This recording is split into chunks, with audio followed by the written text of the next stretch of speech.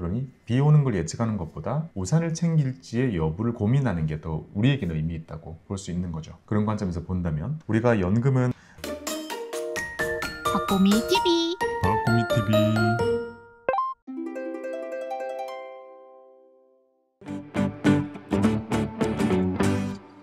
안녕하세요, 박보미입니다. 오늘 준비한 컨텐츠는요, 책을 읽어드리면서 해설을 해드리는 컨텐츠를 준비했습니다. 안녕하세요, 님. 안녕하세요. 정말 많은 분들께서 저의 책 연금부자 수업을 좋아해 주시고 많이 이용해 주셔가지고요, 정말 감사드립니다. 저에게는 이렇게 작가로서 많은 관심과 사랑을 받게 될지 몰랐습니다. 어떻게든 우리 구독자분들을 위해, 우리 독자분들을 위해서 해드릴 수 있는 게 없을까라는 생각을 많이 하다가, 그러면 이 책이라는 것은 사실 텍스트의 형태잖아요. 읽다 보면 휘발되는 것도 많고 뇌에 명확하게 잘 안 새겨진단 말이죠. 그래서 오디오북까지는 아니지만 그래도 이 책에 대한 주요 내용들을 제가 읽어드리면서 전체적인 어떤 생각으로 그런 걸 썼고, 또 실제로 어떤 일들이 있었고 한 것들을 이렇게 부연 설명을 드릴 수 있는 컨텐츠를 한번 준비를 해봤습니다. 준비물은 책이 되는 거고요. 이 책을 읽으시는 분들이 앞장에서부터 함께 읽어가며 고민을 같이 해보고, 또 중간중간 여러분들이 궁금증이나 그런 것들이 생기시면 시차는 좀 있을지라도 지속적으로 이 영상의 댓글을 통해서 답변도 드리고 그런 소통까지 함께 할 수 있는 그런 컨텐츠를 한번 준비를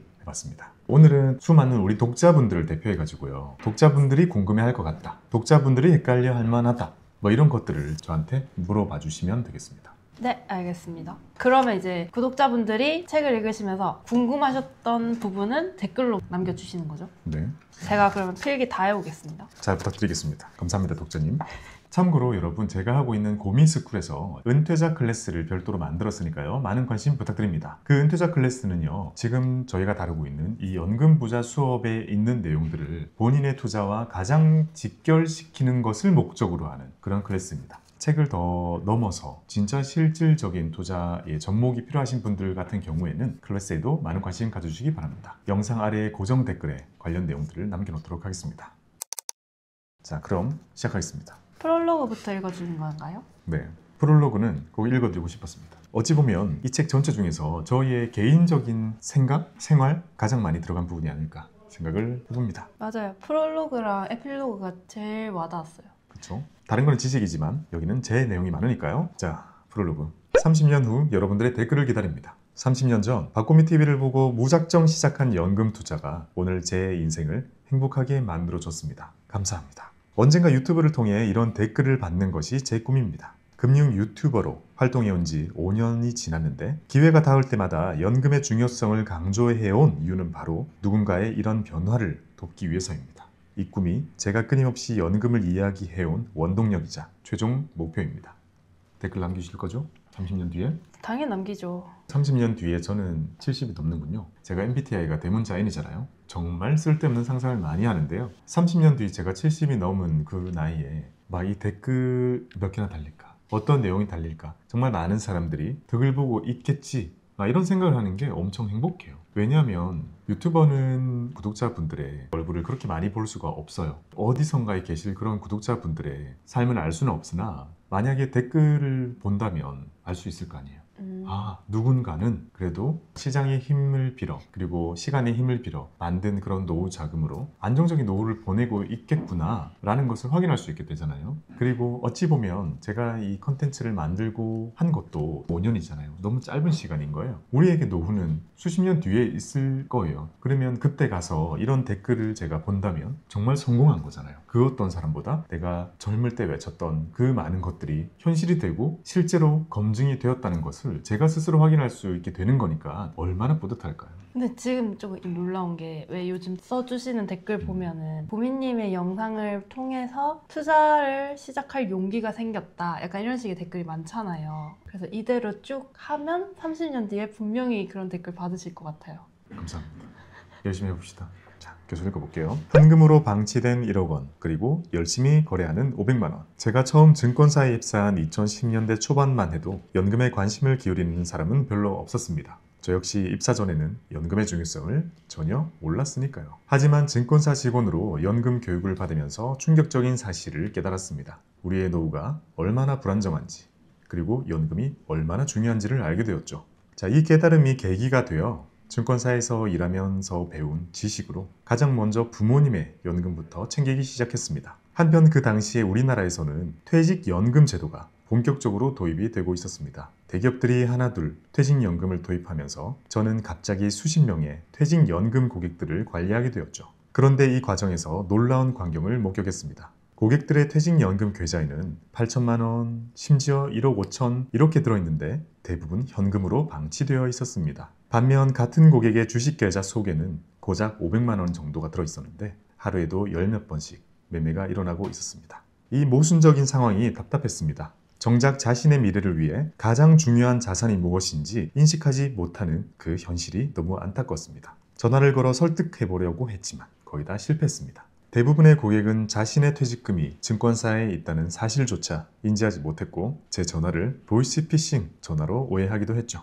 여러분이라면 어떻게 하시겠습니까? 1억 원이 넘는 현금을 그냥 계좌에 묵혀두실 건가요? 저는 이후 운용사와 자문사를 거치면서 고객들에게 노후 자금에 대한 인식 변화를 유도해 보았지만 쉽지 않았고 결국 이런 안타까운 경험들이 지금 제가 유튜브를 시작하는 계기가 되었습니다. 5년 전 유튜브에 연금에 관한 컨텐츠를 처음 올릴 때만 해도 제 영상은 별로 사람들에게 관심을 받지 못했습니다. 그런데 시간이 흐르면서 변화가 찾아왔습니다. 단기 투자로는 한계가 있다는 것을 직접 경험한 많은 사람들이 서서히 장기적인 시각으로 이 투자의 전략을 전환하기 시작한 거죠. 자연스럽게 절세 계좌, 그리고 연금, 그리고 자산 배분에 대한 관심까지 같이 높아진 거죠. 또한 많은 금융 전문가들이 유튜브 채널에 출연해가지고 연금 저축을 일단 하세요. 자산 배분을 해야 합니다. 이런 말을 해주는 경우가 계속 늘면서 자연스럽게 제가 오래전에 만들어둔 연금 컨텐츠들은 점차 조명을 받기 시작했습니다. 근데 여기서 저 질문. 네.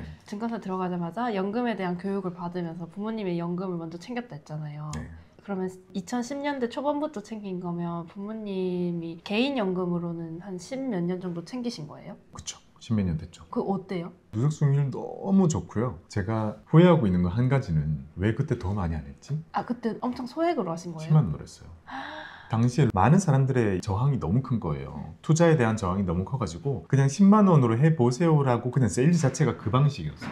근데 지금의 생각과 차이가 있었다면 당시에 저는 투자에 대한 믿음이 부족했고, 왜냐하면 현업에서는 주식 투자로 인한 정말 엄청난 변동성을 느끼면서 있었거든요. 이렇게 연금을 준비한다는 것은 사실상 자산 배분으로 투자를 하는 자산 관리 영역이잖아요. 여기에 대한 것에 대해서는 진짜 사람들 신경도 쓰지 않고 이런 투자가 어떤 결과를 안겨주는지에 대해서 배우지 못했던 거예요. 그래서 당시에는 아주 소액으로 했었고요. 시간이 지나면서 조금 더 넣긴 했지만 지금 되돌려 봤을 때 아쉬운 점 하나는 그냥 부모님들 것도 꽉꽉 채워서 많이 해둘 걸 이라는 후회를 더 많이 합니다. 그러면 그거를 부모님은 아직 수령을 안 하신 거예요? 네, 이제 완전한 은퇴를 오래 하셨습니다. 조금 더 많이 부었다면 좋았겠지만 그래도 저는 이거라도 다행이다. 그리고 이 돈들이 부모님들의 노후에 플러스 알파로 행복하게 만들어주는 데는 도움이 될 거라고 생각하고요. 또 한편으로는 예를 들어 특정 기업에 아주 오랫동안 다니시거나 그러면 상당히 큰 퇴직금이 나올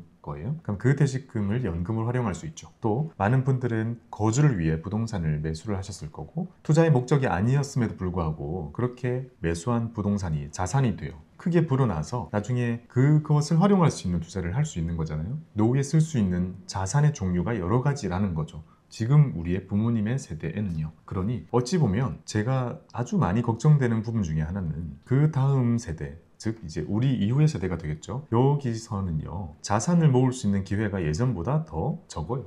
자산의 가격들이 다 올라가 있잖아요. 지금 2025년, 지금 이 영상을 찍고 있는 이 순간에도 서울의 아파트가 뭐 1, 20억 훌쩍하고 비트코인이 막 1억 7천씩 하고 삼성전자는 9만 원이 넘었고 엔비디아는 시가총액이 5천조, 6천조 합니다. 금은 한 돈에 지금 80만 원이 넘었고요. 너무나 많은 것들이 올랐어요. 그렇다면 우리가 이런 걸 보면서 시간이 지날수록 화폐의 가치는 떨어지고 즉 투자를 해야 된다는 사실에는 인지가 다 되지만 이제 시작한 사람들에게는 올라가 있는 가격이 많이 제시가 되는 거잖아요. 부담스러울 수 있죠. 그렇죠. 그래서 저는 기대를 하는 부분 중에 하나는 우리가 다루고 있는 이 증권 투자는 소액으로도 가능하고 모을 수 있는 투자가 되는 거잖아요. 집은 한 방에 그 완성된 걸 사야 되니까. 그렇죠. 그래도 아직 우리가 완전히 믿을 수 있는, 정말 불패에 가깝게 믿을 수 있는 투자처는 부동산이 유일하다고 사람들이 생각하는 것 같아요. 그 생각을 어느 정도 바꾸고 싶은 욕심이 있는 거죠. 왜냐? 증권 투자도 시간을 어느 정도 늘린다면 부동산에 못지않게 높은 확률을 보여주니까요. 그걸 계속 알리고 보여드리고, 변동성이라는 것은 일시적인 현상이고 결국 더 장기적으로 본다면 화폐 가치의 하락에 따른 가격의 상승이 결국에는 온다라는 것을 다양한 방법으로 전달을 드리고 투자에 활용하게 만드는 거겠죠.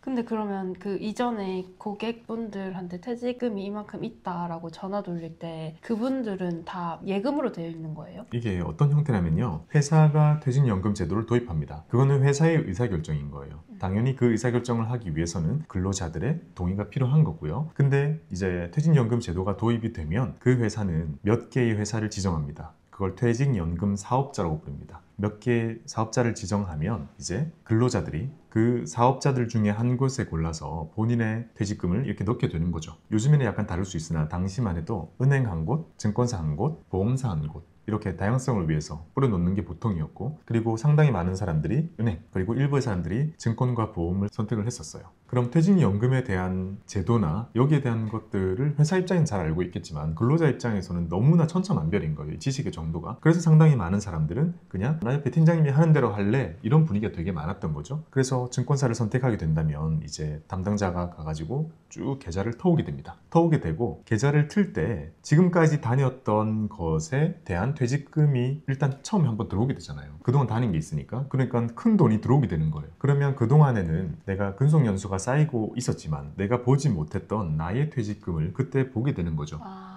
그러면 어떤 일이 생기느냐? 투자의 경험은 아무도 없어요. 근데 퇴직금은 너무 크거든요. 그러면 이걸 어떻게 할 겁니까? 다 은행에 가서 예금을 하거나 또는 증권사를 선택해도 예금을 합니다. 근데 그 시점이라고 하면은 그럴 수밖에 없는 게 그 당시에는 오히려 인식이 다 투자는 패가망신 시절이잖아요. 부정하기 어려웠죠. 그러면 1억 넘는 그런 돈들을 투자를 할 거라는 생각은 진짜 소수였을 것 같아요. 거의 보기 힘들고요. 그리고 증권사에 있는 저희조차 이런 돈들을 보면 걱정이 되어서 일부만 투자를 하게 하거나 좀 그랬었어요. 그러면 이때 제목을 현금으로 방치된 1억 대 열심히 거래하는 500만 원이라 했잖아요. 무슨 사건을 본 거예요? 이런 사례는 너무나 많습니다. 아, 그래요? 방금 보여드렸던 것처럼 이제 DC 제도가 계속 생기면서 자산관리사 입장에서도 퇴직금이 있는 고객들이 계속 늘어나잖아요. 그러면 이 분들이 주식 계좌가 있었다면 같이 보입니다. 주식을 이렇게 하는 사람은 많잖아요. 그러니까 이 인식이 어떤 식이냐면 지금도 마찬가지일 텐데, 부동산을 살 때는 전재산 5, 6억을 넣어도 돼요. 근데 주식할 때 500만 원. 그게 지금도 크게 다르진 않잖아요. 예적금으로 열심히 모은 5천만 원이 있어요. 그럼 그 친구가 주식 해볼까? 주식이 200만 원 넣습니다. 잘 모르니까 그러지 않아요? 그렇죠. 당연히 모르는 것에 대한 두려움도 있지만 주식 투자를 한다는 것에 대한 이 노출도는 아주 낮아요. 그래서 저는 그런 거를 좀 바꾸고 싶은 거죠. 왜냐하면 증권사에 가서 퇴직금 맡겨라 라고 얘기를 하면 머릿속에 떠오르는 거는 그걸로 다 엔비디아 사는 거야? 그냥 이렇게 생각해 버릴 수가 있잖아요. 근데 그건 제가 생각할 때 올바른 투자는 아닌 것 같고, 결국 우리는 정말 많은 사람들에게 주어진 수많은 퇴직연금 계좌들의 그 목돈들을 그 분들조차 굴릴 수 있는 전략이 있다는 것을 어떻게든 끌고 와서 알려드리고 싶은 거죠. 그렇게 따지면은 인식이 진짜 많이 바뀌고 있는 것 같긴 하네요. 왜냐면 여전히 주식 모르겠고 투자 모르겠지만 은행 예적금 말고 뭔가를 하고 싶어 라는 수요가 제 근처에서도 많거든요. 그렇죠. 근데 거기서 첫 스타트에서 교님이 도와주기에 따라서 예적금으로 한 5천만 원 모아놓은 젊은이에요. 맞아요. 그 돈을 모으기 위해서 얼마나 많은 걸 포기했겠어요. 그럼요. 소중한 돈인데 그 친구가 주변에서 들은 얘기로 교님한테 와가지고 나도 남들처럼 주식하고 싶다 라고 얘기를 먼저 꺼낼 거 아니에요. 확률적으로. 그러면 그렇게 하게 해줘야 되는데 그 5천만 원 중에 진짜 뺄 수 있는 돈 2, 300밖에 없기는 해요. 어떻게 될지 모른다는 그 변동성을 사실 자기가 직접 겪어봐야 되는데 5천으로 겪는 거는 너무 기회비율이 크죠. 그렇죠. 그러니까 그렇게 오더라도 결국 2, 300만 원 정도로 그래 주식 투자해보자. 아마 그 돈도 처음 부담스러울 거예요. 한 달 월급이기 때문에. 그러면 그 상태에서도 여전히 남아있는 돈들을 어떻게 해야 되는지에 대해서는 주변에 일반적인 인식이 별로 없다는 거예요. 그렇죠. 그러니 그런 경우에도 깻님이 배운 대로 나머지 돈들을 이렇게 다양한 자산에 안정적으로 넣어서 이 전체를 관리해가는 그런 것들을 안내해 준다면 그 친구에게는 아주 좋은 5천만 원을 할 수 있는 출발점이 되겠죠. 요즘은 배당이 대세인 것 같아요. 예적금 하시는 분들도 배당은 받아들이기가 좀 용이하죠. 그러니까요. 집을 사는 것도 어찌 보면 마찬가지예요. 봐봐요. 누군가가 사는 거 말고 투자를 위한 주택을 찾고 있다고 해봐요. 지금 여기 강남이니까 진짜 비싸잖아요. 여기 있는 어떤 특정 집을 골라서 가격을 보니까 막 10억 원이에요. 본인이 가진 돈, 평생 모은 돈, 인력과 부모님이 주신 돈 조금과 은행에서 대출받은 것들, 심지어 부족하면 신용대출 이렇게 다 해가지고 투자를 해라고 하면 되게 부담스럽죠. 당연하죠. 그 빚 갚기 위해서 계속 살아가야 되는 거잖아요. 그렇죠. 여기에 대한 것도 다들 이렇게 한다고 생각하면서도 쉽지 않은 액션인데 한쪽에 있는 오피스텔이나 원룸 옛날 가정 해볼게요. 자, 이런 것들을 만약에 뭐 한 1억 원으로도 살 수도 있고 그걸 사놓으면 거기에 누군가가 살면서 따박따박 월세를 주잖아요. 그러면 집 자체가 가격이 오를 걸 기대하는 사람은 별로 많이 없습니다. 대신 매월 따박따박 누군가가 살면서 계속 주잖아요. 그래서 상가 투자나 오피스텔 투자가 약간 그런 개념에서 많이 이루어졌단 말이에요. 거기에 대해서는 사람들의 또 심리적 부담감이 조금 더 적어요. 현금이 나온다는 것에 대한 어드밴티지는 부동산에도 똑같이 있단 말이죠. 그러니까 내가 빚내서 내가 사는 것보다 남을 살게 하면서 월세를 받는다면 조금 더 마음이 열리듯이 대님의 지인분들도 배당주 투자는 따박따박 나오는 배당 때문에 접근이 용이해지는 거죠. 근데 저 갑자기 생각난 일화가 있는데 엄마가 한 몇 달 전에 한번 상가가 사고 싶다는 거예요. 왜요? 자기도 월세를 받고 싶대요. 요즘엔 별론데. 당연히 별론 거 저거 알죠. 네. 그래서 이제 혼날 거 알고 저한테 전화를 한 거예요. 그래서 당연히 안 된다. 근데 뭐 얼마를 받고 싶길래 얼마짜리를 어떻게 할 거냐 이렇게 물어보니까 돈이 없는데 이제 대출을 내서까지 하는데 월세를 받고 그 월세 받은 것을 이자를 탕감시킬 거 아니에요. 그러면 남는 게 얼마 없어요. 제가 봤을 때는. 근데 그거를 퍼센티지로 환산을 하면 그때 한 4%도 안 됐던 걸로 기억하거든요. 맞아요. 그래서 그 정도 나와요. 그래서 이거는 건물주한테 봉사하기 위해서 내가 돈을 태워가지고 하는 그런 노동이다 이렇게 막 설명하면서 노발대발을 했더니 엄마가 맨 처음에는 아쉬워하다가 이제 월배당 세팅을 해줬잖아요. 관리할 게 없잖아요. 본인이 그냥 나 이만큼 들어왔어 이것만 저한테 알려주면 되거든요. 그러니까 이제 완전 싹 사라진 거죠. 잘했어요. 아, 저 너무 충격적이었어요 진짜. 진짜 부동산 투자하시고 싶다면 리츠 사드려요. 리츠. 진짜 리츠 좋은 거 많아요. 그리고 일은 누가 하냐면 리츠 회사가 다 해주고 세입자 관리 얼마나 힘들어요. 그러니까요. 건물에 비도 살 수 있고 가격 떨어질 수도 있고 공실 나면 또 채워 넣어야 되잖아요. 그 일들이 얼마나 피곤한지 느끼지 못하신 상태에서 그런 생각을 많이 하실 것 같은데 리츠가 좋습니다. 그러면 리츠는 사실 가격 떨어지는 이슈들이 많잖아요. 그럼 그때마다 그냥 물을 탄다고 생각하면 되는 거예요? 네. 주식과 다르게 리츠는요 금리에 대한 반대급부가 좀 큰 거잖아요. 금리가 높아져 있던 시기에 리츠는 정말 버틸 수 없을 만큼 힘들었는데 적어도 거기에 대한 답변이 작년까지만 해도 걱정이 들었을 것 같은데 지금은 아니잖아요. 지금은 그치. 괜찮아요. 이제는 살아나는 시기이고 아직까지 리츠의 가격이 막 회복되거나 그렇지 않았기 때문에요. 아마 한동안 리츠를 좋게 살 수 있는 기회는 계속 있을 거라고 생각이 드니까 많이 이용해 두시면 좋아요. 갑자기 꿀팁이네. 리츠 괜찮아요. 지금이 시간 갭입니다. 시간 갭. 저도 자산 배분해야 되나요? 안전빵으로? 현실을 고려했을 때 조금 더 적극적인 거를 추구하고 싶고 그런 나이고 뭐 그런 것들이 있긴 하지만 우리가 설득해야 될 사람들은 연령대는 다를 거고 상황이 다를 거고 뭔가 그 삶의 포텐이 작을 수 있어요. 삶의 포텐이라는 건 내가 다니고 있는 회사가 되게 잘 돼서 뭔가 돈이 생기거나 또는 내가 하고 있는 사업이 잘 돼서 뭔가 큰 게 생길 가능성이라는 것을 다 우리가 안고 사는 거잖아요. 근데 그 포텐이 크면 거기에 대한 믿음이 생기면서 투자에 대해서 기대는 마음이 줄어들 수 있죠. 이게 잘 되는 것보다 내 사업이 잘 되는 게 훨씬 클 것 같으니까. 근데 그렇지 않은 분들이 정말 많은 거기 때문에 그 많은 분들을 설득하기 위해서는 잘 정리 준비된 자산 배분으로 된 연금 계좌 하나 만들어가지고 그걸 보여줘야죠. 아빠 걸로 한번 해보려고 진짜 본격적으로 자산 배분. 그 퇴직금 나오는 걸로. 그건 너무 좋아요. 그리고 저는 진짜 우리 부모님들 거 잘 돼 있어요. 이번에 포트 새로 다 짰잖아요. 15기 과정 준비하려고. 거기 포트 짰는데 너무 마음에 들어요. 너무 마음에 들어서 거기에 맞게 또 이번에 리밸런싱 싹 다 할 거예요. 다음은 10년 만에 맺은 연금저축의 결실. 이견님 물어봤던 거 나오네요. 맞네. 자, 이런 사회적 변화와 함께 저희 부모님의 연금 계좌가 10년 차를 넘기며 놀라운 결실을 보여주었습니다. 처음에 부모님은 그 계좌의 액수를 보고 오류가 난 줄 아셨다고 합니다. 한 달에 10만 원, 20만 원씩 꾸준히 넣어둔 작은 돈이 10년이 지나자 상상했던 것보다 더 크게 불어나 있었기 때문이죠. 자, 이런 경험이 제게 연금의 힘에 대한 확신을 주었습니다. 실제로 저한테 전화 오셔가지고 보이스피싱이나 그런 걸로 오해를 하셨습니다. 근데 이게 부모님이 어떻게 하시는 거예요? 전화가 와요? 아니요. 이거 잔액을 볼 수 있는 메일이 와요. 증권사의 서비스 중에 하나인데요. 본인이 운영하고 있는 그런 연금 계좌의 수익률과 그리고 잔액 같은 것들을 정기적으로 메일링 해줍니다. 그걸 우연히 보신 거죠? 네.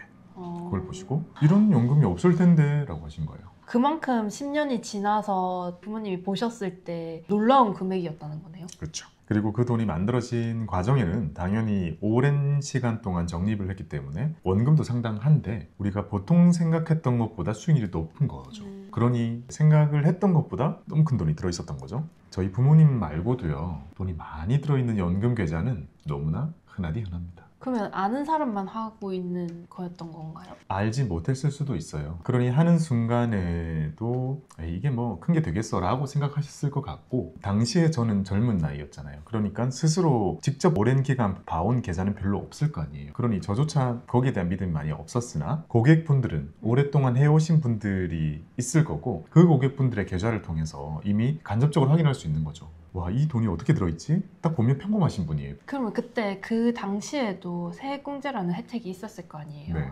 저희 엄마만 봐도 뭔지 모르면서 나 세금 뭐 나중에 돌려주는 용으로 연 400만 원씩 넣어 이런 말은 했었거든요. 그렇게 해서 그냥 몰랐던 돈들인 거겠네요. 그렇죠. 장기 수익률에 대한 것은 확보할 수 있는 게 없고, 그리고 연금저축 자체가요, 초기 세일즈를 할 때 수익률과 금액 같은 것들을 얘기를 해본 적이 없어요. 그걸 원하는 사람들에게 포커스가 아닌 거예요. 지금 당장 우리가 얻을 수 있는 세액공제, 그걸 받기 위해서 만드는 것이 완전한 포커스였기 때문에 세일즈 방향도 거기에 완전히 맞춰져 있었어요. 근데 개설을 하고 나서 그 다음에 상품 선택 같은 걸 하잖아요. 그때 펀드 상품들 중에서 아주 우연히 그런 걸 고르셨던 분들이 큰 수익을 얻어갔죠. 그 펀드가 유명해진 게 2010년이 아니에요? 펀드가 인기가 없을 때죠. 펀드는 2000년 초반부터 인기가 많아져가지고 08년도 서프라임 모기지를 터지면서 시장이 나락으로 갔던 그때까지가 완전한 전성기였어요. 아빠랑 엄마는 펀드에 대한 인식이 안 좋더라고요. 그게 맞아요. 그때 엄청난 부흥을 누리다가 08년도에 모든 게 망가졌어요. 펀드에 이렇게 넣었었는데 연금식으로 그게 막 나락으로 가니까 관리도 못하고 해서 그냥 다 빼버렸더라고요. 손절. 그 투자에 대한 성격을 몰랐기 때문에 행동한 결정인 거겠죠? 아니요. 그거는 완전히 잘못된 생각에 가까워요. 왜냐하면 저도 08년도 서프라임을 겪지 않았잖아요. 제 선배님들 그리고 나이 좀 있으신 분들과 얘기를 하면서 느낀 게 08년도 때는 진짜 세상이 망하는 줄 알았대요. 그때 투자를 했던 사람들조차, 경험이 되게 많은 사람들조차 이렇게 결론 내렸대요. 자본주의는 실패했다. 시장 경제는 실패했다라고 결론을 내렸었대요. 그러면 앞으로 만약에 우리 지금 살 날이 많이 남았는데 이런 일이 안 일어난다는 법은 없잖아요. 네. 그러면 그럴 경우에는 우리의 취해야 되는 행동이 뭔 거예요? 거기에 대한 답은 어떻게 드리고 싶냐면 확률을 얘기해 보자고요. 08년도 서프라임 모기지, 그리고 그 이전으로 돌아가면 우리에게는 IMF가 있었고, 그 이후로 넘어가면 코로나 사태 정도가 정말 시장에 주어진 엄청 큰 리스크였단 말이에요. 자, 이 세 개는 수십 년에 한 번 일어나는 일들이죠. 그리고 이것에 일어나는 것을 예방이나 예측할 수는 없는 일들이었어요. 사실 예측할 수 없기 때문에 위기인 거고, 그러면 이 큰 일들이 일어날지 안 일어날지에 대해서 우리가 할 수 있는 게 있을까요? 전혀 없죠. 전혀 없죠. 그러면 일어난다 가정해야 돼요? 안 일어난다 가정해야 돼요? 안 일어난다. 봐봐요. 그 정도의 확률이라면 지금 누군가가 운전을 하고 가다가 교통사고 나서 다칠 확률과 비슷할 거예요. 한 개인에게 생각해 본다면. 그러면 그럴 가능성이 있기 때문에 운전을 하지 않아야 된다는 결론이 나와서는 안 되죠. 조심 운전을 해야 되는 거죠. 마찬가지로 길 가다가 벼락을 맞을 수 있죠, 사람이. 자, 그 확률 때문에 밖에 나가지 않는 거는 답이 아닌 거죠. 우리가 할 수 있는 건 운전을 할 때 조금 더 조심하는 거, 그리고 방어 운전하는 거, 안전장치를 잘 점검하는 거 정도가 될 것이고, 밖에 걷는 사람들은 비가 올 때 세부치를 가지고 있지 않는 거, 뭐 이런 정도의 노력이 유의미한 거예요. 그럼 시장으로 돌아와 볼게요. 자, 우리가 생각한 이런 투자들이 이대로 굴러가지 않을 확률이 있잖아요. 작게나마 있는데 그게 발현이 될 거라고 생각해서 투자 자체를 접는다는 건 제가 볼 때 옳지 않은 선택이라는 거죠. 그 시장 속에서 비교적 안정적인 전략을 찾아서 투자를 해나가야 된다. 그렇죠. 그게 중요한 겁니다. 그 순간순간 먼 미래에 그런 일이 생기더라도 내가 모든 건 잃지 않게 만들 정도의 준비만 해가면서, 리스크 관리해가면서, 조절을 해가면서 꾸준히 해나가는 것이 중요하다는 거죠. 우리 워렌 버핏 선생님이 비가 오는 것을 예측해가지고 맞추는 그런 것보다 방주를 짓는 게 더 중요하다라고 했었잖아요. 그러니 비 오는 걸 예측하는 것보다 우산을 챙길지의 여부를 고민하는 게 더 우리에게는 의미 있다고 볼 수 있는 거죠. 그런 관점에서 본다면 우리가 연금은 앞으로도 수십 년 동안 해나가야 됩니다. 해나가야 되는데 확률적으로 10년 뒤 또는 그 이후에 엄청 큰 리스크는 올 거예요. 언제든지 올 겁니다. 그러면 그런 일이 벌어졌을 때 우리가 할 수 있는 건 과거에 많은 금융시장의 역사를 가지고 와본다면 시장이 그걸 이겨내지 못한 적이 있나요? 다 이겨냈죠, 결과적으로. 다 이겨냈죠. 우리는 그 확률에 조금 더 믿어야 되는 게 맞는 거죠. 양자역학 이런 거 일어나면은 망한다던데. 뭐 음모론 어디 단체 동호회 가입했어요? 그런 얘기를 하면 사실 끝도 없고 그러니까. 양자역학에 대한 내용은 그게 많죠. 우리가 지금까지 만들어 놓은 정보 기반 다 무너진다. 그러면 제가 계속 말씀드린 거는 확률인 거잖아요. 네. 제대로 된 AI가 나타나서 양자 컴퓨터를 이용해. 그러면 거의 뭐 스카이넷 같은 게 생기는 거예요. 자, 그런 미래가 올 것 같아서 지금 내가 모든 정보를 익히지 않고 욜로로 산다. 자, 요거랑 그렇게 올지도 모르지만 안 올 거라고 생각하고 나는 나를 발전시키고 AI 쓰는 걸 내가 스스로 연습하고 이렇게 살아갑니다. 어떤 삶이 더 확률적으로 행복할 수 있어요? 당연히 후자죠. 후자인 거죠. 그러면 돌아와 볼게요. 먼 미래에 금융위기가 올 수 있습니다. 지금 투자를 하는 입장에서 야, 어차피 위기 올 건데 모아서 뭐해? 이 S&P 최고점 언제 무너질지도 몰라. 그냥 치킨 사 먹는 사람이 여기 있고 또 한 사람은 안 올 거야. 하지만 만약에 오더라도 이겨낼 거야 라고 생각하는 사람, 두 사람의 미래가 누가 더 행복할까요? 장기적으로 봤을 때는 후자. 그렇죠. 우리는 후자를 택해야 되는 겁니다. 간단하죠? 저는 강연도 많이 다니고 하잖아요. 그럼 현장에 있는 많은 사람들의 질문을 듣잖아요. 네. 방금 그런 유형의 질문이 되게 많아요. 망하지 않아요? 저번에 기억나는 것 중에 하나는 트럼프 대통령 당선되면 다 끝나지 않나요? 그리고 또 저번에는 금융위기 온다던데, 또 저번에는 버블 터진다던데요. 종류는 저마다 다른데 항상 있어요. 지금 전쟁 났는데 투자해도 되는 시점이에요? 항상 그래요. 딴 얘기로 세뇌 잡고. 최근에는 사회 전반적으로 연금에 대한 관심이 높아졌습니다. 증권사들도 연금을 적극 홍보하고 다른 유튜버 분들도 연금을 강조해 주시고요. 심지어 연금 전문 채널도 정말 많이 생겼습니다. 저는 이런 변화가 너무나 기쁩니다. 이거는 경쟁이 아니라고 생각해요. 유튜브도 경쟁이 아니고요. 연금 시장도 경쟁이 아니에요. 결국에는 더 커지는 시장에 저마다 모두 승자가 될 겁니다. 퇴직연금 시장도 크게 성장했습니다. 400조 원 규모로 커졌고 중소기업을 위한 퇴직연금 기금인 푸른씨앗도 도입이 되었습니다. 푸른씨앗은 30인 이하 중소기업의 사업주와 근로자가 납입한 부담금으로 공동기금을 조성하고 근로복지공단이 직접 운용하는 그런 퇴직급여 제도입니다. 자, 아직 도입된 지 몇 년 안 되었지만 활성화되면 퇴직연금의 사각지대를 좀 더 해소하는 그런 중요한 역할을 해줄 거라고 생각합니다. 그래서 저는 푸른씨앗의 홍보대사로 위촉까지 되어가지고 장관상까지 받는 영광을 누리게 되었습니다. 이 모든 과정이 제게는 보람이었고 연금의 중요성을 알리는 일에 더욱 확신을 갖게 되었습니다.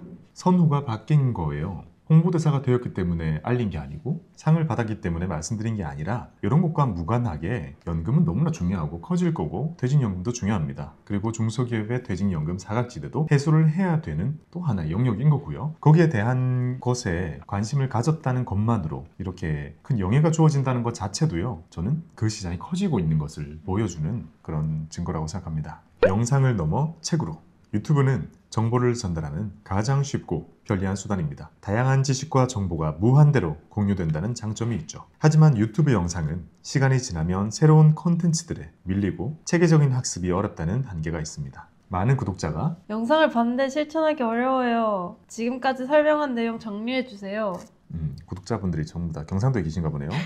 진짜. 라는 요청을 하셨습니다. 제가 고민스쿨을 만들어 오프라인 강의, 온라인 강의를 하는 이유도 유튜브의 한계를 넘어서기 위해서죠. 이 책 역시 그런 요청에 응답하기 위해서 만들어졌습니다. 유튜브에서 다루었던 연금에 대한 내용들을 추려가지고 간결한 내용으로 정리를 했고요. 제 궁극적인 메시지인 노후의 삶은 연금으로 인해 달라집니다 라는 얘기를 실제로 실천하게 해주는 구체적인 방법들을 담았습니다. 제 유튜브를 한 번도 본 적이 없는 초보 투자자도 명확하게 이해하고 따라할 수 있도록 최대한 알기 쉽게 썼습니다. 자, 이 책을 통해 20, 30대에게는 지금부터 꾸준히 준비하면 노후가 달라질 수 있다는 그런 희망을 드리고 싶고요. 40, 50대 이상의 구독자분들에게는 아직 늦지 않았다라는 그런 희망의 메시지를 전하고 싶습니다. 자, 어느 연령대든 지금 시작하는 것이 가장 빠르고 가장 중요하다는 사실을 강조드리고 싶습니다. 지금쯤이면 이제 잠드셨겠죠, 많이? 이렇게 오늘 첫 시간을 마쳐보겠습니다. 수업 되게 길겠다. 몇 장 했죠? 지금 한 3장 읽었나? 3장 읽었다고요? 네, 뭐 끝까지 해보죠 뭐. 근데 이거 수면제 괜찮은데. 자, 한숨 자러 가볼까요? 네, 여러분 성공 투자를 기원합니다. 감사합니다. 박보미 TV 박보미 TV